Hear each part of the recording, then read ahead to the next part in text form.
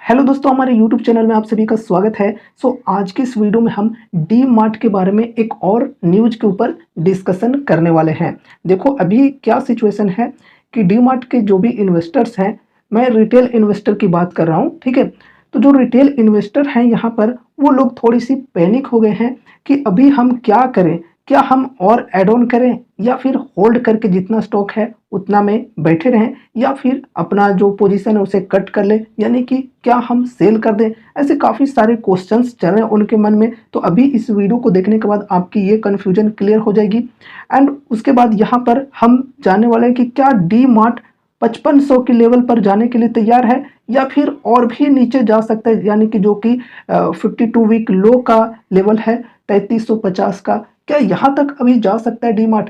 इन चीज़ों के ऊपर डिस्कशन करेंगे, ठीक है, डिटेल्स में। तो वीडियो के साथ एंड तक बन रहना। अगर आप बीच में स्किप करके जाओगे तो फिर आपको समझने में दिक्कतें हो सकती है।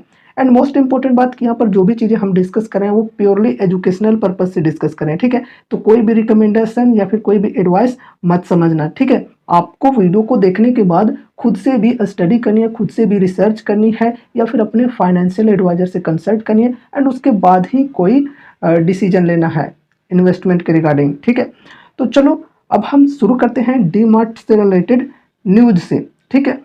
तो देखो यहाँ पर न्यूज आई है कल के दिन, जिसमें देख सकते हो CLSA का न्यूज है यहाँ पर ये, कि CLSA ने यहाँ पर बाई की रेटिंग दिया है। यहाँ पर CLSA जो कि एक FII है, ठीक है।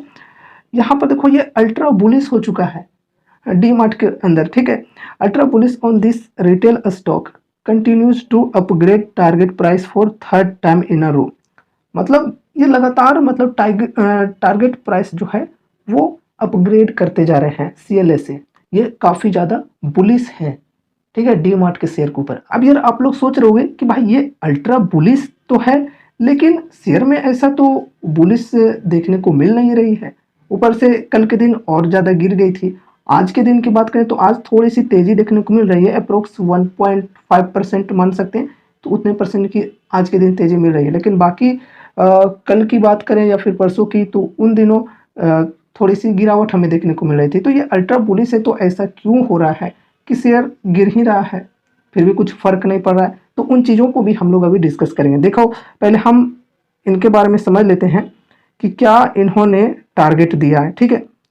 तो देखो CLSA यहाँ पर देख सकते हो, the price upgrade has been initiated in less than a week to RS 5514 from the earlier target of RS 5307। मतलब एक सप्ताह के अंदर इन्होंने दो दो टारगेट दिए हैं, अपग्रेड किए हैं। पहले तो यहाँ पर टारगेट दिया था कि 5307 तक का लेवल पर पहुंच सकता है डी मार्ट, यानी कि अवेन्यू सुपरमार्ट, ठीक है। एंड उसके बाद उसे अपग्रेड करके यहाँ पर न्यू टारगेट यहाँ पर इन्होंने दिया है 5514 रुपये का, ठीक है। तो बात यहाँ पर यह है कि ये यार इतना ज़्यादा बुलिश है, फिर भी स्टॉक में कुछ खास यहाँ पर परफॉर्मेंस देखने को नहीं मिल रही है। अब यहाँ पर क्यों ये बुलिश है ये जान लो, ठीक है। तो देखो ये बुलिश है, मतलब जो स्टोर ओपनिंग हो रही है डी मार्ट के अंदर लगातार, उसके लिए, ठीक है। जैसा कि हमने अभी पिछले वीडियोज़ में डिस्कस किया था, जो डी मार्ट से रिलेटेड मैंने न्यूज़ दिया था आप लोगों को। अगर हमारे चैनल के साथ आप रेगुलर जुड़े रहते हो तो आपको आई थिंक ये पता होगा ही, ठीक है। तो इसलिए यार चैनल को सब्सक्राइब करके रखना, ताकि आपको हमारी जो भी लेटेस्ट वीडियोज़ हैं उनके नोटिफिकेशन मिल पाए और आप उनको देख पाओ, ठीक है। तो यहाँ पर वही चीज़ें लिखी हुई हैं कि अवेन्यू सुपरमार्ट ने जो स्टोर ओपन किए हैं उसकी वजह से यहाँ पर ये काफ़ी ज़्यादा CLSA से बुलिश है, ठीक है। अब स्टोर ओपनिंग तो ये हमेशा करते हैं, लेकिन ऐसा इस बार क्या कुछ खास हुआ। तो देखो इस बार क्या है कि एक क्वार्टर में इन्होंने काफ़ी ज़्यादा स्टोर ओपनिंग कर लिए हैं, जितना कि इससे पहले वाली क्वार्टर की बात करें तो नहीं ओपन हुई थी। अगर हम जनवरी टू मार्च का जो क्वार्टर है, ठीक है, इसकी बात करें तो इसके अंदर इन्होंने 21 स्टोर्स ओपन कर लिए डी मार्ट ने, ठीक है। तो इसके वजह से CLSA काफ़ी ज़्यादा अल्ट्रा बुलिश हो चुके हैं डी मार्ट के शेयर के ऊपर, ठीक है। और वीडियो के साथ एंड तक बने रहना, क्योंकि बस इतना सा सुन के आपको नहीं भागना है, ठीक है। मेन चीज़ें आपको आगे पता चलेंगी, ठीक है। तो देखो ये तो रही CLSA की बात। अब देखो यहाँ पर मैकक्वारी की भी बात करें, ये भी FII ही है, तो ये भी बुलिश है। Is also bullish on Avenue Supermarts and has maintain its outperform view with the target raise to 4500 from the previous of RS 4350। तो 4350 से यहाँ पर 4500 का इन्होंने टारगेट दिया, ठीक है। पहले 4300 का टारगेट दिया था मैक्वरी ने।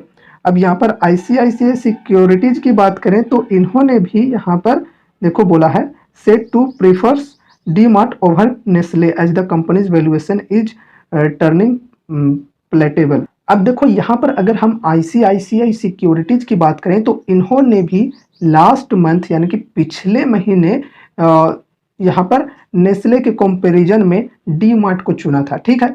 डी मार्ट को बाई करने की रेटिंग दिया था, ठीक है। तो सभी यहाँ पर अगर हम FIIs या फिर DIIs की बात करें तो सभी यहाँ पर काफ़ी ज़्यादा बुलिश हैं, ठीक है। ये ICICI सिक्योरिटीज़ की बात करें तो ये भी म्यूचुअल फंड चलाते हैं, तो एक प्रकार से ये भी DII हो गया। फिर मैक्वरी या फिर इनकी बात करें CLSA की तो ये लोग FIIs हैं। तो ये लोग काफ़ी बुलिश हैं, लेकिन फिर भी स्टॉक गिर रहा है या फिर कुछ खास ब्रेकआउट नहीं मिल रहा है, ठीक है। अभी जो all time high 52 week high की बात करें तो लगभग 4500 के लेवल पर है, ठीक है। तो उस लेवल को ब्रेकआउट नहीं मिल रहा है। अगर ऐसा बुलिश ये लोग हैं तो ब्रेकआउट क्यों नहीं मिल रहा है? तो देखो मेन बात ये है कि ये लोग जब बुलिश होते हैं तब यार मार्केट उसका उल्टा हो जाता है, ठीक है। अगर ये कोई स्टॉक के ऊपर बुलिश होते हैं, ठीक है, इन्होंने बुलिश यहाँ पर बोला है, ठीक है, ये काफ़ी ज़्यादा बुलिश है, अल्ट्रा बुलिश है, बाई की रेटिंग दिए हैं, लेकिन स्टॉक ऊपर ना जाकर और नीचे जा रहा है। क्यों? क्योंकि देखो यहाँ पर ये लोग जो है इनको क्या है कि जब बेचना होता है तब ये लोग बाई की रेटिंग देते हैं, ठीक है। ये रियलिटी होता है। और रिटेल ट्रेडर्स जो हैं वो अब लोग काफ़ी ज़्यादा समझदार हो गए हैं कि जब लोग सब बाई करने की रेटिंग दो तब सेल करना है। मतलब जब लोग मतलब ग्रीडी हो तब आपको फियरफुल बनना है, और जब लोग फियरफुल हो तब आपको ग्रीडी बनना है। तो जो यहाँ पर ये मेन बात है वही यहाँ पर मार्केट में फॉलो हो रही है। ये लोग यहाँ पर रेटिंग दे रहे हैं बाई की तो मार्केट नीचे जा रहा, यहाँ पर लोग सेल कर रहे हैं। क्योंकि उस लेवल की अगर हम बात करें 52 वीक हाई की जो 4500 के लगभग है, तो उस लेवल में एक रेजिस्टेंस है और वहाँ पर लोग सब प्रॉफिट बुक कर रहे हैं अपना, ठीक है। और प्रॉफिट बुक कर रहे हैं, लेकिन ये लोग यहाँ पर बाई की रेटिंग दिए हैं, ठीक है। तो यहाँ पर प्रॉफिट बुकिंग हो रही, तो यहाँ से अब गिरावट देखने को मिलेगी। अब यहाँ पर हम अगर सपोर्ट की बात करें तो सपोर्ट जब थी 52 वीक लो की अगर हम बात करें 3350 की, तो उस वक्त इन्होंने सेल का रेटिंग दिया था। तो ये लोग करते क्या है कि जब सपोर्ट पर स्टॉक आ जाती है गिर कर तब कहते हैं सेल कर दो, ठीक है, जबकि यहाँ पर बाई का टाइम होता है, ठीक है। तो यहाँ पर सेल करने के लिए बोला और खुद इन्होंने यहाँ पर बाई करके रख लिया। अब रेजिस्टेंस पर गया तो रेजिस्टेंस पर जब बेचने का टाइम आया तब ये लोग बाई की रेटिंग दे रहे हैं, ठीक है। बाई की रेटिंग दे रहे हैं ताकि लोग यहाँ पर खरीदे, ज़्यादा से ज़्यादा रिटेल जो लोग हैं वो लोग खरीदे, इनका प्राइस और भी ज़्यादा बढ़े और ये लोग अपना पोजीशन को कट कर लें, ठीक है।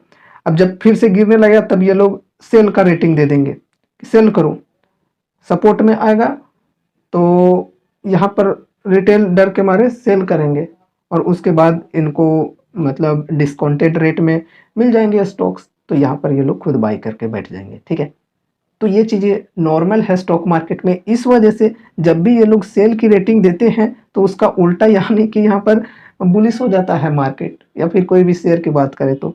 और अगर ये लोग बाई की रेटिंग देते हैं तो बियरिश हो जाता है मार्केट। तो ऐसी चीज़ें हमें देखने को मिलते रहती है मार्केट में, बाजार में, ठीक है। लेकिन अब देखो ऐसा नहीं है कि मैंने इन चीज़ों के बारे में आप लोगों को बताया तो अब आप लोग ये चीज़ों को सुनकर डायरेक्ट जाकर इन्वेस्ट कर दो। बिल्कुल नहीं, मैंने आपको शुरू में ही बोला कि बिना खुद से रिसर्च किए कुछ भी नहीं करना है। बल्कि यहाँ पर अगर हम FII एंड DIIs की बात करें तो ये लोग काफ़ी ज़्यादा एक्सपर्ट लोग हैं, ठीक है। तो इनके आगे बोलने की हमारी कोई औकात नहीं है। लेकिन जो चीज़ें मार्केट में होती है वही चीज़ें हम लॉजिक वाली बातें कर रहे हैं कि जब ये लोग रेटिंग देते हैं बाय की तब मार्केट गिर जाता है, उल्टा हो जाता है, और जब लोग ये सेल करने की रेटिंग देते हैं तब और ऊपर उठ जाता है। तो ऐसी चीज़ें हमें देखने को नॉर्मली मिलती ही हैं, ठीक है। तो यही हुआ, कल के दिन यहाँ पर हमें गिरावट देखने को मिली थी और आज तो फिलहाल थोड़ी सी ग्रीन में देखने को मिल रही है डीमार्ट, ठीक है। चार्ट के ऊपर भी हम लोग डिस्कशन करेंगे। यहाँ पर आज मैंने ये जो स्क्रीनशॉट लिया है वो तकरीबन 1 घंटे पहले का है। 1.47% की तेज़ी आज हमें देखने को मिल रही है। लेकिन मार्केट क्लोज होते-होते कुछ भी हो सकता है, और भी ज़्यादा तेज़ी मिल सकती है या फिर और नीचे भी जा सकती है, कोई गारंटी नहीं है। तो यहाँ पर हम अगर लेवल्स की बात करें तो ये जो लेवल है ये 52 वीक हाई का लेवल है, जो हम लोग अभी डिस्कस कर रहे थे कि यहाँ पर आने के बाद अगर हमें बाई की रेटिंग मिल रही है तो यार रेजिस्टेंस पर कौन बाई करता है भाई। तो यहाँ पर बाई करना हमारे लिए थोड़ा सा रिस्की हो जाता है। अगर यहाँ पर गिर के यहाँ पर आ जाता है, सपोर्ट पर हम लोग बाई करते हैं तो अच्छा रहता है। ठीक है, तो वही चीज़ें हैं। अब देखो जिन लोगों ने यहाँ पर ट्रेड लिया है इस लेवल पर, या फिर हम अगर इस लेवल की बात करें या फिर 52 वीक लो इधर जो 3350 का है उधर बात करें, तो इधर से जिन लोगों ने बाय किया हुआ या फिर यहाँ पर जो लोगों ने बाय किया होगा वो यहाँ इस रेजिस्टेंस यानी कि 4560 के लेवल पर बेचेगा अपना। ठीक है, तो जिनको प्रॉफिट बुकिंग करनी है वो यहाँ पर बेच रहे हैं। अब अगर वाकई में यहाँ पर F I eyes and D I eyes खरीदेंगे तो यहाँ पर हमें ब्रेकआउट देखने को मिलेगा। ब्रेकआउट होने के बाद अगर ऊपर सस्टेन कर जाता है तो ठीक है, यहाँ पर फिर लास्ट यहाँ पर देखो जो ऑल टाइम हाई का रेजिस्टेंस है ये देखने को मिलेगा लगभग 5900 का। ठीक है, इसको अगर ब्रेक कर देगा तो फिर ऊपर खुला आसमान है, जहाँ तक उड़ने का मन है उड़ सकता है।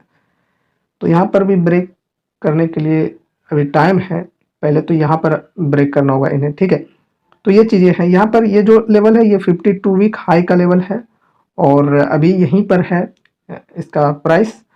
और इधर अगर हम बात करें तो इधर सितंबर 2023 और दिसंबर 2023 का जो टाइम था वो टाइम था। ठीक है, वो क्वार्टर्स में इधर मार्केट चल रहा था। ठीक है, तो इधर सितंबर 2023 के क्वार्टर की बात करें या फिर दिसंबर 2023 के क्वार्टर की बात करें तो इधर F I eyes and D I eyes दोनों लोगों ने बाय किए थे। ठीक है, दोनों लोगों ने बाय किए थे और इधर उल्टा यहाँ पर सेल करने का ये कॉल दिए थे ये लोग। ठीक है, तो ऐसी चीज़ें होती है यार, सेल करने के लिए ये लोग कॉल देते, खुद बाय कर रहे थे। तो इस वजह से ये लोग जब भी सेल करने का कॉल देते हैं तो लोग तुरंत यहाँ पर बाय करना स्टार्ट कर देते हैं।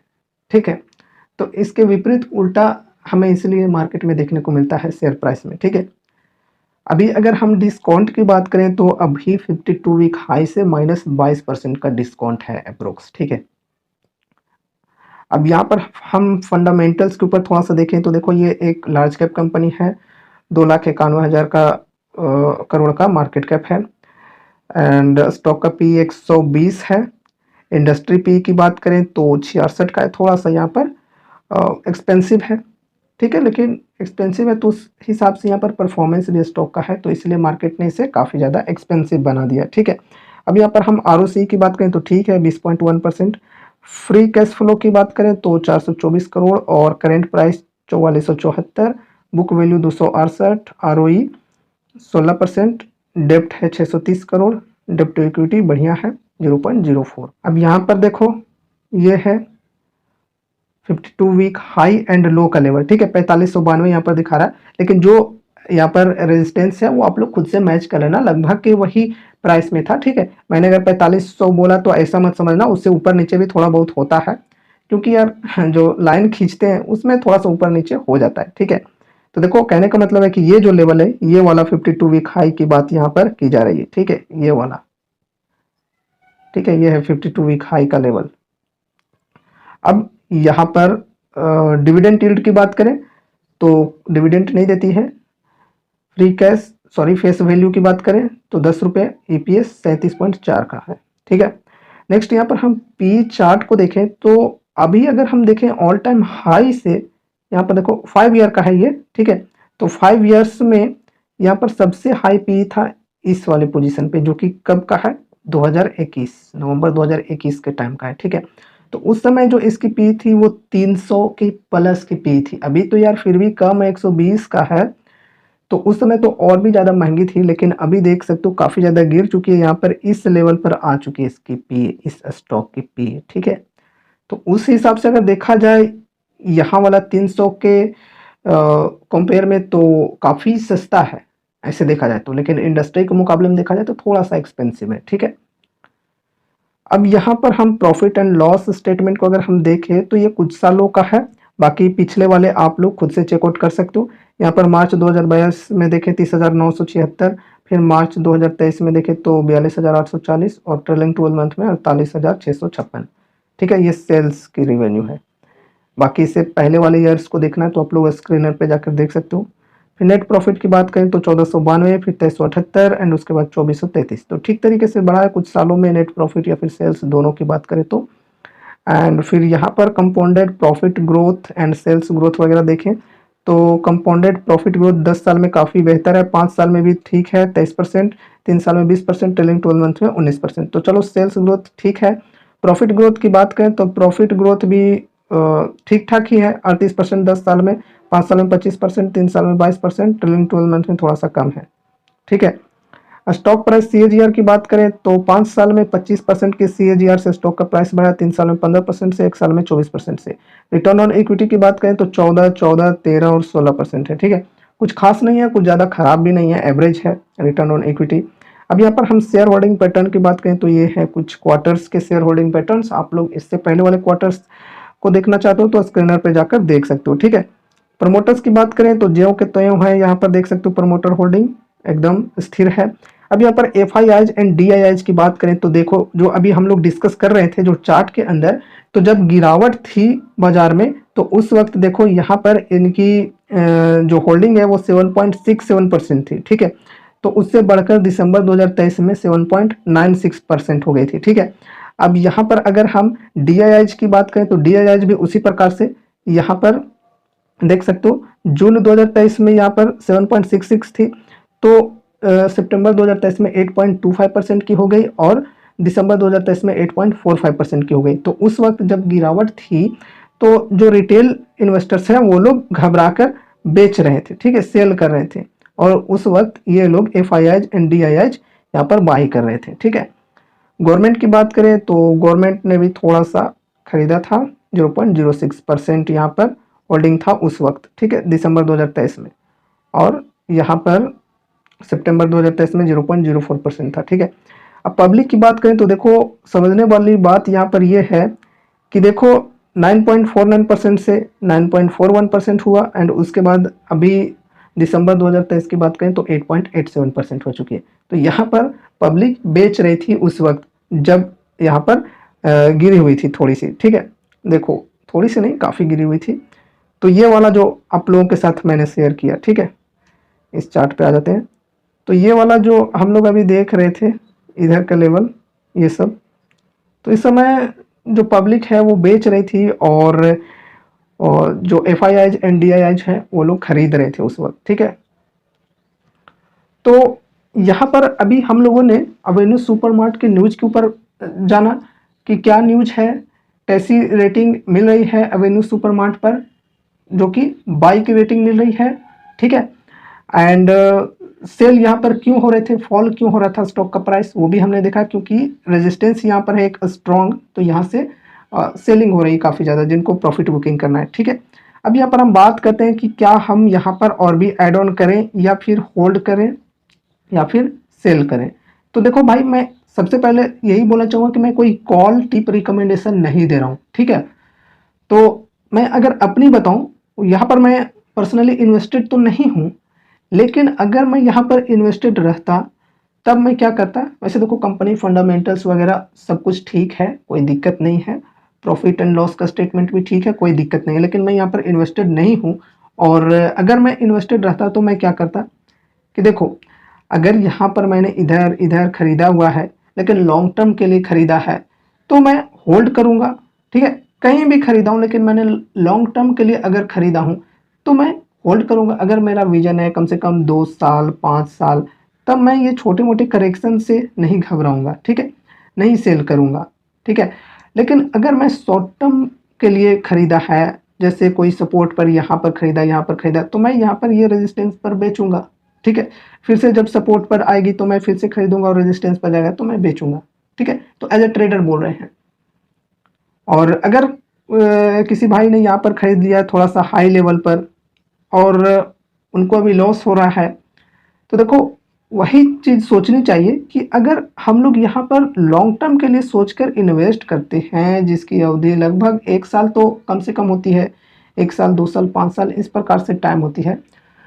तो इन्वेस्ट करते वक्त आपको ये सोच लेना चाहिए कि हाँ, उतने टाइम तक मैं बर्दाश्त कर सकता हूँ अगर स्टॉक का प्राइस गिरे तो, ठीक है।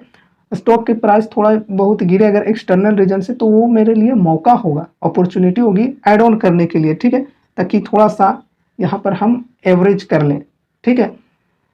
तो इस वजह से यहाँ पर अगर हम देखें एज ए इन्वेस्टर, सभी चीज़ों को देखकर अगर हमने इन्वेस्ट किया तो गिरावट में हमारे लिए यहाँ पर मौका था, ठीक है। अगर हमने यहाँ इन्वेस्ट किया था लेकिन यहाँ गिर गया तो यहाँ पर मैं बाई कर लिया, फिर यहाँ पर बाई कर लिया एंड उसके बाद फिर यहाँ पर बाई कर लिया। तो इस प्रकार से यहाँ पर मैं बाई कर करके अपनी होल्डिंग बढ़ाऊंगा, ठीक है, एक्यूमुलेशन करते जाऊंगा। अब ऐसा नहीं कि यहाँ पर मैं बहुत ही ज़्यादा होल्डिंग बना लूँगा, बिल्कुल नहीं। मेरा जैसा भी रिस्क एपेटाइट है उनके हिसाब से यहाँ पर मैं अपना होल्डिंग बढ़ाऊंगा, ठीक है, और किस्त में बढ़ाऊंगा, ठीक है। तो कभी इस लेवल पर बाई कर लिया, तो कभी इस लेवल पर, कभी इस लेवल पर, इस प्रकार से यहाँ पर मैं बाई करूंगा, ठीक है। तो अगर गिरावट होती है तो मेरे लिए अपॉर्चुनिटी होगी, अगर ऊपर जाती है तो थोड़ा सा देखते रहेंगे कि चलो ठीक है, जा रही है, ठीक है, कोई दिक्कत नहीं, कंपनी पर भरोसा है तो कोई दिक्कत नहीं हमें, ठीक है।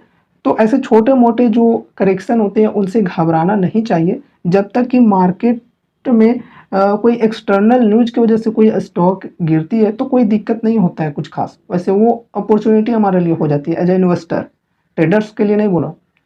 लेकिन अगर कंपनी के अंदर की बात करें, अगर इंटरनल कुछ इशू है, कुछ बैड न्यूज आ जाते हैं कंपनी के खिलाफ, तो खराबी हो सकती है। तब फिर ऐसे में हम सोच सकते हैं कुछ सेलिंग के लिए कि नहीं, कुछ घटिया न्यूज अगर आ गई, कुछ बहुत ही ज़्यादा नेगेटिव न्यूज, तब ऐसे में सेल करने के लिए मैं सोचूंगा, ठीक है।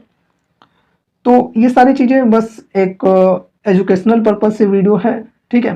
तो ये सारी चीज़ें जो अभी हमने डिस्कस की वो प्योरली एजुकेशनल पर्पज़ से डिस्कस की, ठीक है। तो कोई भी रिकमेंडेशन या फिर एडवाइस मत समझना, ठीक है। मैंने अपने बारे में बताया कि अगर यहाँ पर मैं इन्वेस्टर होता तो मैं ये करता, बाकी मैं इन्वेस्टेड नहीं हूँ क्योंकि ऑलरेडी मेरे पास बहुत सारे स्टॉक्स है भाई, ठीक है।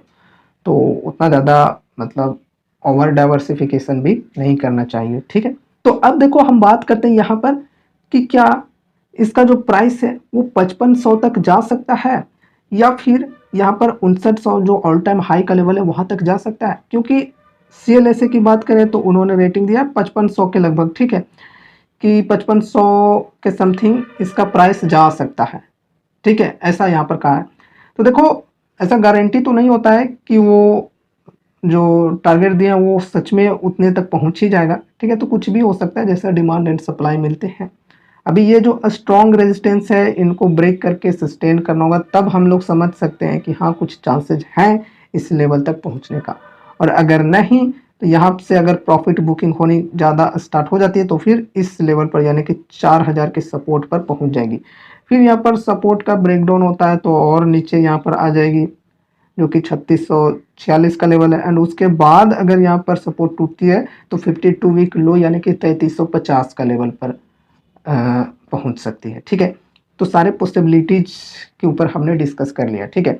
तो बाकी आज की इस वीडियो में बस इतना ही। अगर आपको हमारी आज की ये वीडियो पसंद आई तो इसे लाइक करके चैनल को सब्सक्राइब जरूर से कर लेना, और अभी भी अगर कुछ क्वेश्चंस हैं, कुछ डाउट्स हैं तो कमेंट के माध्यम से पूछ सकते हो। तो मिलते हैं अगले नए वीडियोज के साथ, तब तक के लिए बाय बाय।